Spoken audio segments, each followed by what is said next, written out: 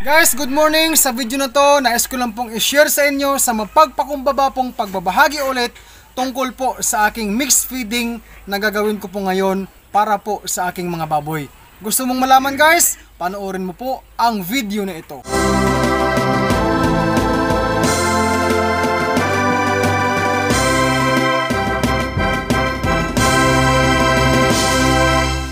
King's VitaPlus Animal Feed Supplement. Sa video na to guys, bibigyan ko po ng munting kasagutan ang apat po nating kababayan na nagpahayag or nag-offer po sa akin or nagparating sa akin ng kanilang mga concern. Unang kababayan, si Vicente Marijuan. After siya nanood ng aking video, sabi niya, tama ka rin bro. Pero mas better na ituro mo yung makatipid, hindi malaki ang gastos sa feeds. Okay naman ang baboy kahit hindi naka-feeding guide. Ginagawa lang yan ng company ng feeds about feeding guide para more bili ng feeds. Yan po ang kanyang sinabi. Ang sabi naman po ni kabayang Ramon Frio or Frayo, tama po yan. Pero ang ituro nyo kung paano makatipid sa pagkain, ang gumagawa ng feeds di malulugi. Ang nag-aalaga malulugi sa mahal ng feeds. Ang malungkot pa, kung ibinta na parang hingiin na lang ng bumibili. Ang sabi naman po ni kabayang RC Surtres Guide, Dodong, ano ang mga theories mo regarding sa mga feed management mo at kung bakit na napagdesisyonan mo na itry ang mga idea sa pagpapakain ng baboy? Ang sabi naman po ni kabayang Ria Visconde, sa panahon ngayon, mas mabuti na mayroong ibang paraan ng feeding idea dahil sa taas ng presyo ng feeds kahit ako sir. Kabayan, salamat po sa inyong mga concern na yan at dahil dyan, ako po ay magbibigay ng mga munting kasagutan o aking mga konsepto kung bakit ko ginagawa ang mixed feeding ngayon. Before we continue guys, disclaimer ko lang po bago ko po natanggap ang apat na concern ng ating kababayan dito sa video na ito, ay binala ko na po talaga noong mga nakaraang linggo pa na gagawa ako ng mga sariling paraan ko sa pagpapakain sa aking mga baboy katulad po sa mga mixed feeding na akin pong ginagawa. At sa mga kababayan kong baguhan pa lang po sa pag-alaga ng baboy, I am not teaching you na wag sundin ang feeding guide in every feeds company. Ito lamang, ang video na ito ay akin lamang pong sariling discovery kung paano ko mapalaki ang akin pong mga baboy na ito. Tune in ka lang po guys dahil sa minuto na ito ay pakakainin ko muna po ang aking mga baboy bago ko sabihin ang aking mga konsepto why I am doing this. So dito guys, meron pa ho akong natitirang 5 sacks of Pigrulac Vital Hog Starter. Ayan, 5 sako. Dito po may natira pa akong stock sa dati kong minix feeding, no? Hindi pa ho naubos. Ito po ang rice bran at ang starter na Vitarich at Pigrulac, no? Tapos dito po, ito po guys ang bago kong ihahalo sa aking o isa sa mga additional na sangkap sa aking mixed feeding na ginagawa ngayon. Ang history nito guys, itong rice na yan, ang kulay ay ganyan, no? Para siyang may halong brownish.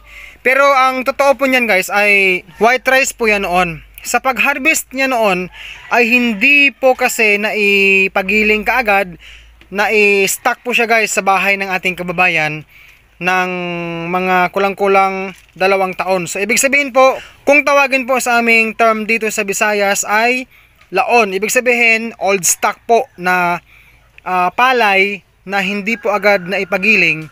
So ito po ang dahilan kung bakit po ganyan ang kulay, Ito guys, meron akong 2 sako na rice bran. Okay? Hindi ko alam guys ang tawag dito sa Tagalog, pero ito po ang ginagawa ko or ginagamit kong pang sukat, Yung isang kaldero kanina guys na sinaing ko ay 2 ganito. Ibig sabihin guys, kung tawagin sa amin ay isang gantang. Okay? 2 ganito na puno ay kumikilo siya ng 2 kilo at 1/4. So ito na guys, aking batcha, dito ko po ilalagay ang mixed feeding. Dito naman guys, ito po ang kaldero na akin pong ginamit sa pagsaing sa rice. Una sa lahat guys, ito po ay 1/4 po guys, itong isang kaldero. Hinati ko po sa 1/4. 1, 2, 3, 4. Parang Pizza Hut guys, Okay? So, itong bawat parte na to guys, ito po ang tinatanggal ko at hinahalo sa mixed feeding na aking ginawa, yung rice bran or darak, tapos ang starter feeds. So ngayon guys, atin na pong sasandukin. Alam nyo guys, sa totoo lang, sa panahon ngayon guys, para-paraan na lang po talaga, no? Mamaya kasi guys, akin pong dudurugin to. I-mix ko siya sa rice bran and starter feeds. By the way guys, hindi pala grower gamit ko ngayon guys ha. Starter feeds pa rin po ang gamit ko. Kasi guys, itong unang kinuha kong party na to ay almusal ngayon. Tapos ang sumunod ito guys, lunch time nila. Tapos ito ay hapunan. Ito guys, hindi naman to nasisira hindi naman siya napapanis. So bukas ng umaga po ito nila makakain. Mga beginners dyan, maya-maya konti po i-announce ko po or sasabihin ko sa inyo maya-maya konti lamang kung ano po ang maidudulot ng rice dyan po sa ating mga baboy, ano? Okay? Ayan na guys, nahati ko na. So ito na, no? Then, close po natin. Okay, so ito guys, yan na guys. Lagay natin dito,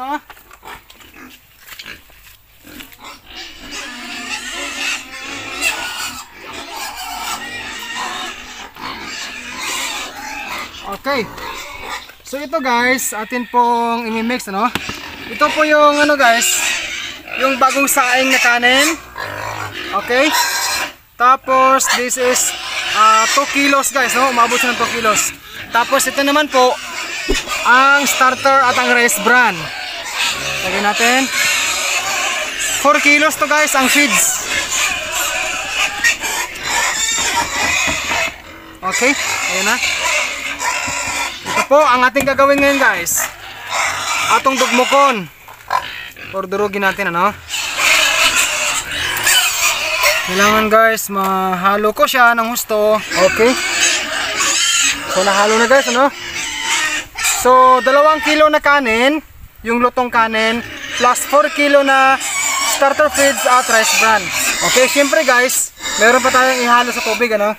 Kasama ko po dito ang King's Beta Plus Animal Feed Supplement. Of course, dito rin.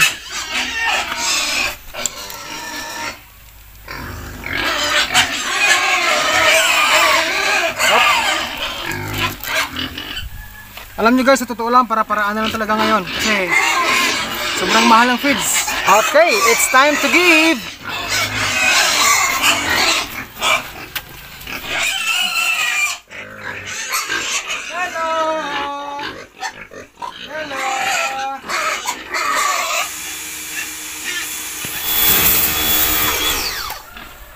Okay, ito na. So ngayon guys, maglalagay na po tayo ng sabaw.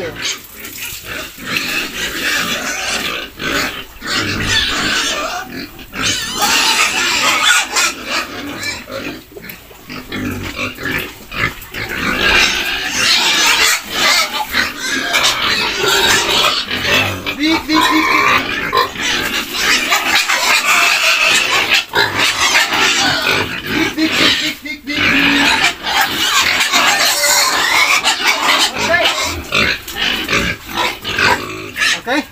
So ito na guys, ayan.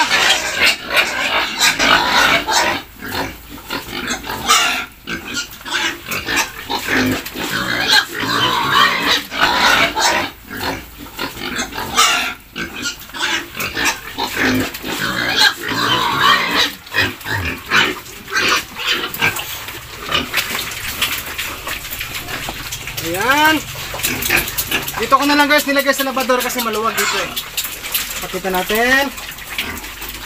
Okay.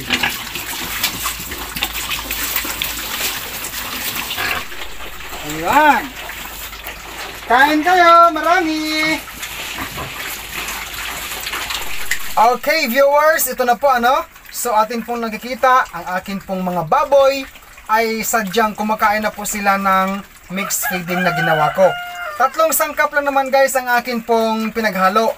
Yung starter feeds, ang rice bran, at ang rice mismo na luto, yung cooked rice. Alam nyo guys, ang sasabihin ko po dito sa video na ito ay I mean, yung ibang words na akin pong babanggitin dito ay based po sa aking munting pagsaliksik, ano.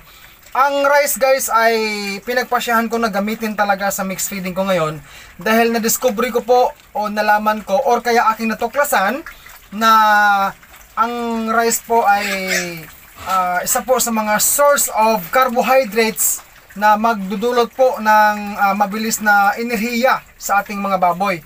Ganun din po sa atin bilang tao, no? For example, tayo, pag busog tayo sa rice ay talagang nagdudulot din po sa atin ng energy, ano? Pero guys, linawin ko lang hindi ko po sinasabi na ang pure feeds ay hindi nagbibigay or nagdudulot ng energy sa ating mga baboy. Pag busog sila sa pure feeds, maganda po yan guys. Ngunit ang akin pong isinishare sa inyo kung paano po makakatipid sa feeding ko ngayon dito sa aking mga baboy. Akin din pong na-discover guys na ang rice ay merong fat, carbohydrates, fiber, protein, calories, manganese, iron, and thiamine. Guys, sorry po humihinga ako ng sorry sa inyo dahil hindi ko po may paliwanag ang napakalalim ng mga pag-aaral, no? Yung mga malalim na mga studies dyan sa nasabi nating rice na akin pong hinalo ngayon sa aking mixed feeding. Pasensya na po kayo guys. Guys, before we end this video, ito na po ang 4 na konsepto na akin pong nabuo kung bakit po ako gumawa ng mixed feeding ngayon sa 5th batch na ito. Konsepto number 1. Alam nyo po sa panahon ngayon at alam po nating lahat na patuloy po ang pagtaas ng presyo sa feeds. Kaya lahat po tayo ay affected sa mataas na presyo na yan sa ating pagpapakain sa mga baboy. Apektado po ang ating tinatawag nating big amount of capital sa feeds. Samantala, dito po sa aming lugar ay napakababa po ng live weight or ang buying live weight hanggang ngayon po sa buwan ng November. Alam po ninyo guys, sa totoo lang, until now po, itong month ng November, ang live weight po sa amin ngayon, kapag ang baboy po ay umabot ng 80 kilo paitaas, ang bili po sa per kilo ng live weight ay 110 pesos per kilo. So yan po ang katotohanan dito po sa aming area ngayon. Pangalawang konsepto ko guys kung bakit ko ginawa ang mixed feeding na ito sa pang-5 batch na ito. Para po makatipid-tipid man lang po ng konti sa gastos sa feeds or sa mga gastos ko po sa mga kinakain ng aking mga baboy. Okay? Pangatlong concern ko po or pangatlong konsepto, para po malaman ko rin kung effective ba ang ginawa kong or ang ginagawa kong mixed feeding ngayon sa aking mga baboy na ito. Ang pang-apat ko po na konsepto guys, kung bakit ko ginagawa ang mixed feeding na ito, ay kapag po sakaling magdulot ng magandang resulta or magandang epekto ang ginawa kong mixed feeding ngayon dyan sa aking mga baboy, kapag magka-achieve po sila ng mabigat na timbang or kahit makarating man lang sa tinatawag nating 80 kilo above, no? Yung good size na tinatawag natin, ako po ay happy na, masaya na po ako. At kapag po dumating ang time or matimingan po na tumaas ang presyo sa live weight dito sa aming lugar, masaya na po ako doon guys, ano?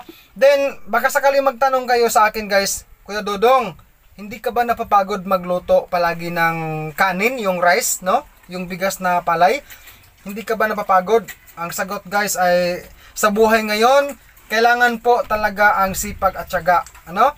Sa side ko guys, sa akin lamang simpleng opinion, ang akin pong karapat-dapat na naising gawin ay talagang kailangan kong mag-effort. Kailangan ko pong mag-exert ng effort ko para po sa aking mga baboy. Honestly, meron naman sanang gasol guys sa amin na pwede namin gamitin sa pagsaing ng kanin para sa mga baboy.